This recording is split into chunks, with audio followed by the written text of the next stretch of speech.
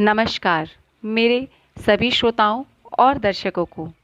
आज हमारी ऐतिहासिक यात्रा जो मंदिरों की अभी तक जारी है पहुंच गई है सबसे बड़े भोलेनाथ के दर्शनों पे, जिसे कहते हैं अमरनाथ गुफा।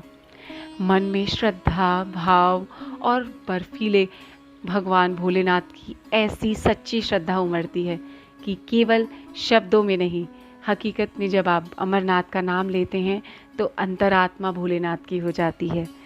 अमरनाथ हिंदू धर्म का सबसे पवित्र और प्रमुख तीर्थ स्थल है।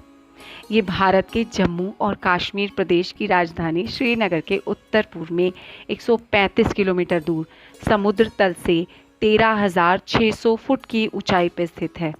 इस गुफा की लंबाई भीतर से 19 मीटर, चौड़ाई 16 मीटर और ऊंचाई 11 मीटर है। अमरनाथ गुफा भगवान शिव के प्रमुख धार्मिक स्थलों में से एक है। अमरनाथ को तीर्थों का तीर्थ भी कहा जाता है, क्योंकि यही वह स्थान है भगवान शिव ने जहां पार्वती को अमृतत्व का रहस्य बताया था।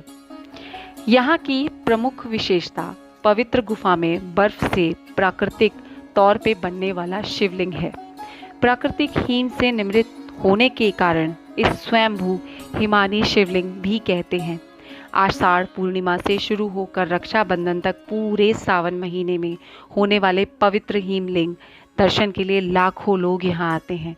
गुफा की परिधि लगभग 5600 फुट है और इसमें ऊपर से बर्फ के पानी की बूंदें जगह जगह टपकती रहती हैं। यहीं पर एक ऐसी जगह है जिसमें टपकने वाली हिम बूंदों से लगभग 10 फुट लंबा शिवलिंग बनता है। चंद्रमा के घटने बढ़ने के साथ साथ इस बर्फ का आकार भी घटता बढ़ता रहता है। श्रावण पूर्णिमा को ये अपने पूरे आकार में आ जाता है और अमावस्या तक धीरे धीरे छोटा हो जाता है। आश्चर्य की बात यही है कि यह शिवलिंग ठोस बर्फ से बनता है, जबकि वो गुफा में आम तौर पर सारी बर्फ कच्ची है जो हाथ में लेके भुरभुरी हो जाती है। मूल अमरनाथ शिवलिंग से कई फुट दूर गणेश पार्वती वैसे ही अलग अलग हिमखंड बनते हैं। जनश्रुति पर प्रचलित है कि इसी गुफा में माता पार्वती को भगवान शिव ने अमर कथा सुनाई थी, जिसे सुनकर कबूतरों का एक जोड़ा ऋषि के रूप में अमर भी हो गया। गुफा में आज भी श्रद्धालुओं को वो अमर पक्षी दिखते हैं। ऐसी मान्यता भी है कि जिन श्रद्धालुओं को कबूतर का जोड़ा दिखाई देता है उन्हें शिव और माता पार्वती के साक्षात दर्शन हुए हैं। माना जाता है कि भगवान शिव ने अर्धांगिनी पार्वती को इससे ऐसी कथा सुनाई थी जिसमें अमरनाथ की यात्रा और मार्ग में आने वाले अनेक स्थानों का भी वर्णन था। ये कथा कालांतर में अमर कथा के नाम से विख्यात हुई।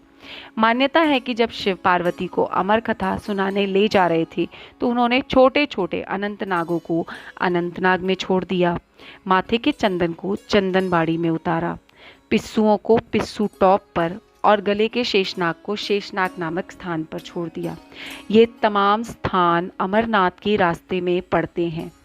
अमरनाथ गुफा को 16वीं शताब्दी में एक मुस्लिम गडरिये ने गलती से ढूंढा था। आज भी अमरनाथ में मिलने वाले 1/4 चढ़ावे पर उस गडरिये के परिवार का अधिकार है। अमरनाथ जाने के 2 रास्ते हैं, एक पहलगाम, दूसरा सोनमर्ग से होकर बालटाल। ज़्यादातर यात्री पहलगाम को चुनते हैं क्योंकि ये रास्ता सरकार के अंदर आता है। यहाँ से यात्रा करने का जोखिम पूरा का पूरा सरकार उठाती है, किंतु बालटाल से जाना आपके अपने जोखिम पर है। पहलगाम एक बहुत सुंदर जगह है और पर्यटन स्थल भी। बालटाल उससे भी ज़्यादा सुंदर है, लेकिन अनगिनत जोखिमों से भरा, खतरों से भरा। कुछ रोमांच के शौकीन जैसे कि मुझ जैसे बालटाल का रास्ता चुनते हैं। ये रास्ता पहलगाम से छोटा भी है, करीब 14 किलोमीटर का। यहाँ जाने के लिए भारत सरकार की वेबसाइट पे आपको रजिस्टर्ड करना होगा।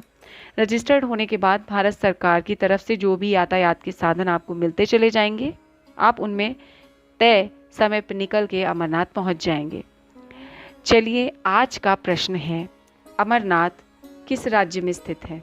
मैं अपना प्रश्न दोहराती हूँ, अमरनाथ किस राज्य में स्थित है?